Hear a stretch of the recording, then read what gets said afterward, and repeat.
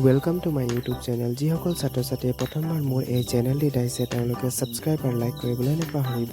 মই লৈ আহিছোঁ ক্লাছ 9ৰ ছাত্ৰ-ছাত্ৰীসকলৰ বাবে বৈচিত্ৰ্যময় অসমৰ ডিমাছাসকলৰ সকলো গুৰুত্বপূৰ্ণ প্ৰশ্নৰ উত্তৰসমূহ যিসমূহ পৰীক্ষাত অহাৰ খুবেই সম্ভাৱনা আছে।